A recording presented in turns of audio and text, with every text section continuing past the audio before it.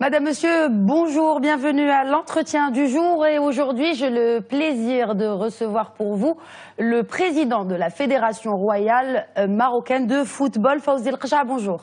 Bonjour à vous et à tous les téléspectateurs. Le 12 janvier dernier, le comité exécutif de la Confédération africaine de football s'est réuni à Libreville, au Gabon, pour valider les candidatures aux élections à la présidence et au comité exécutif de la CAF pour les 4 prochaines années. Fawzi El Qcha, vous portez candidat pour le siège du comité exécutif de la Confédération réservé à la zone Nord. Pourquoi maintenant? Est-ce une suite logique au retour du Maroc dans sa famille panafricaine? Merci pour cette question, pour effectivement situer la candidature marocaine dans son contexte réel. Moi, je pense que la référence aujourd'hui de tout ce travail et de cette initiative, c'est effectivement la vision éclairée de Sa Majesté le Roi, que Dieu le glorifie, qui a aujourd'hui, après les discours et de la COP22 et à Addis Ababa, a tracé une feuille de route pour le continent africain, pour son développement. C'est une véritable feuille de route partagée par tous les Africains et j'ai eu l'occasion d'en discuter avec certains. Évidemment, dans ce contexte, le football et le sport d'une manière générale ne peuvent pas rester en marge. C'est une activité qui interpelle la jeunesse et qui se trouve au cœur du développement social. Donc on s'est inscrit dans cette logique pour partager une expérience sympathique qu'on a commencé depuis 3 ans au niveau du Maroc, qui est le développement du football avec un modèle bien maîtrisé, tant au niveau de l'infrastructure, avec toutes les réalisations qui ont été déjà faites et celles qui sont en perspective, et avec le volet formation. Et je pense que quand on fait le diagnostic aujourd'hui du football au niveau du continent, le talent existe, la jeunesse y est. Ce qui manque, c'est son encadrement, c'est de trouver les conditions favorables, effectivement, pour son épanouissement, pour trouver des milieux de prospérité adéquats. Et c'est autour de ce projet qu'on a effectivement essayé de partager avec les présidents de fédérations, qu'on a essayé d'expliquer au niveau de la CAF, quand on a reçu le président de la CAF, M. Hayatou, ici au Maroc, et c'est quelque chose que j'ai eu l'occasion de partager avec les instances de la FIFA, notamment son président, et qui a été couronné par le choix du Maroc comme modèle. Donc on a été déjà choisi à Paris pour exposer l'expérience, le modèle à tous les pays francophones, et ensuite être choisi en ma personne pour être dans la commission de la gouvernance stratégique de la FIFA. Je pense qu'aujourd'hui, bien sûr, en face de ces atouts, il y a quand même quelques fragilités. C'est notre absence quasi totale des instances dirigeantes de la CAF. Pourtant, voilà, vous le dites, on n'a eu qu'un seul et unique Marocain qui a été présent dans le comité exécutif de la CAF. Pourtant, le Maroc a bien son importance de par son histoire footballistique, beaucoup plus importante que des pays qui siègent à cette commission, notamment les Seychelles ou encore le Botswana.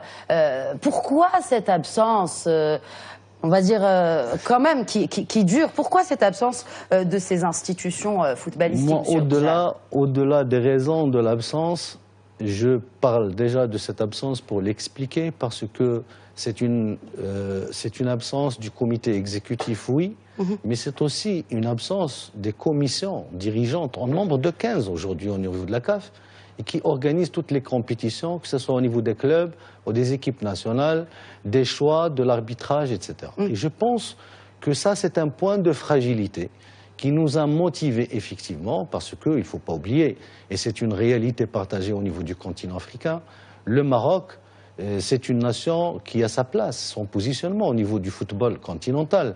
On était en Coupe du Monde déjà en 1970, on était les premiers à franchir le premier tour d'une Coupe du Monde en 1986.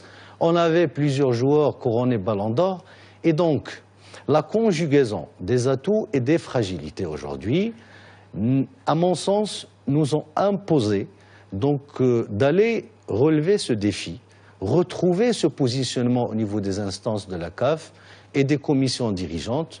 Et je pense que le parcours et aujourd'hui le niveau du Maroc, le niveau des instances dirigeantes du Maroc mérite amplement ce positionnement, et je pense que c'est un début d'un process pour aller espérer mieux.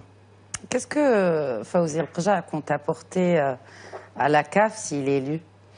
Bon, le problème effectivement de ces élections, je pense qu'au-delà d'un tour électoral, d'une journée qui va connaître le départ de quelques-uns, l'arrivée d'autres, c'est une journée importante dans le process institutionnel de la CAF.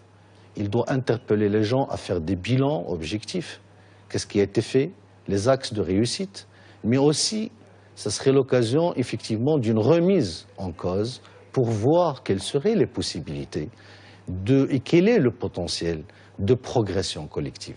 Et c'est autour de ce projet, effectivement, de développement qui doit retrouver sa place au niveau des institutions qui gèrent le football. Ce n'est pas le cas maintenant? Aujourd'hui, si on veut faire une lecture objective, la CAF, il a fait beaucoup de progrès au niveau de l'organisation institutionnelle, de l'organisation des compétitions. On organise une CAN tous les 2 ans, une CHAN, les compétitions des clubs, etc.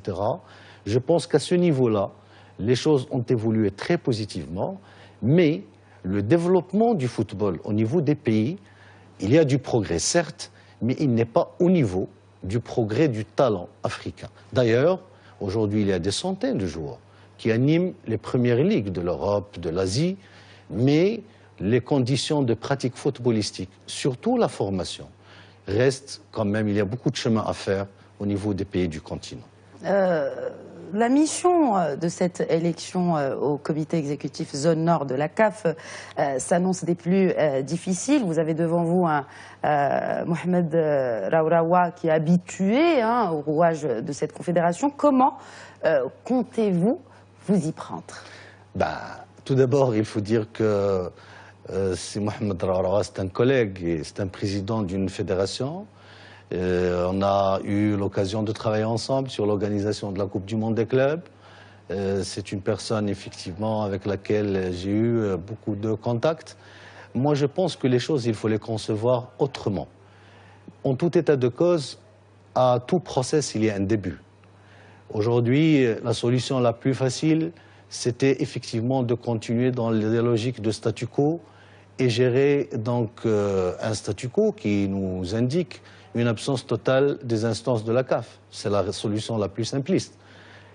Accepter le défi et démarrer ce process d'aller conquérir les instances avec évidemment les atouts qu'on a, et je les ai cités, en leur tête effectivement la vision éclairée de Sa Majesté, et les faiblesses qu'on a. C'est une lecture d'un diagnostic réel qui est là.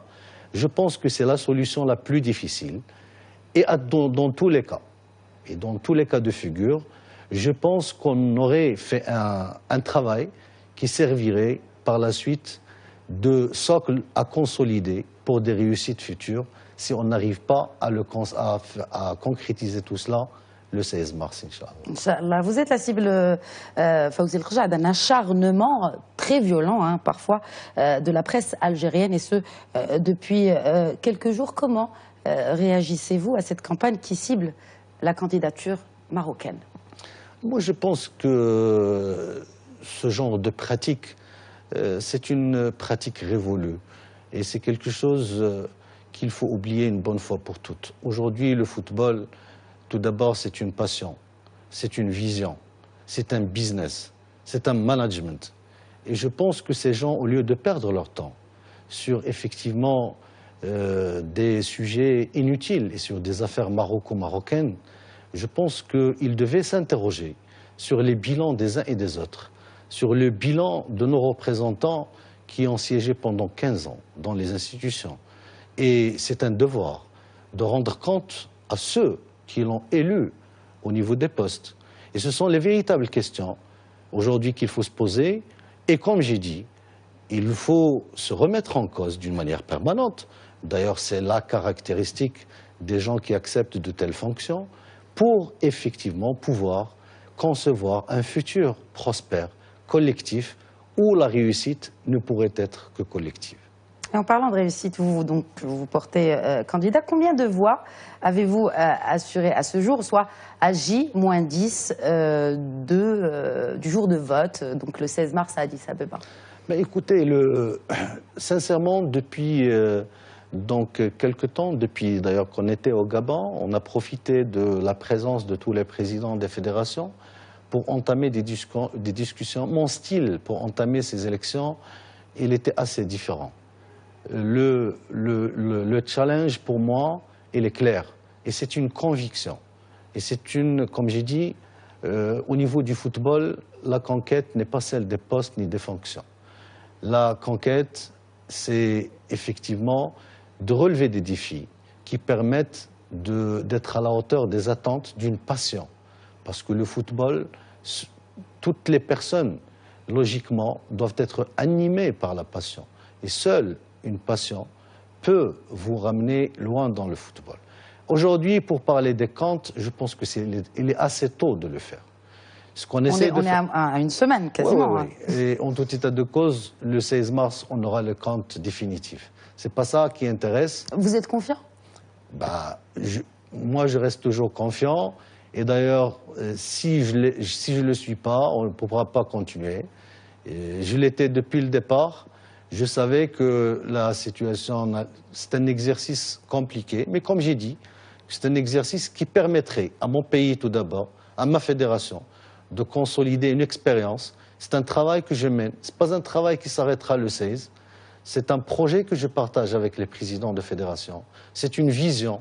Et je l'ai dit, je l'ai déjà partagé avec les patrons du football, que ce soit la FIFA, avec Infantino, ou avec Heto. Et donc, aujourd'hui, c'est un nouveau style, c'est une nouvelle approche. On est à la recherche d'un espace institutionnel où on pourra ensemble exprimer une vision avec une nouvelle approche managériale.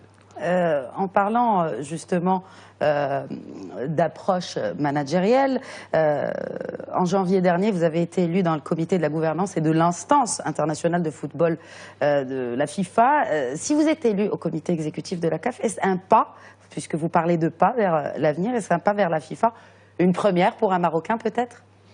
Déjà, il faut commencer par la CAF.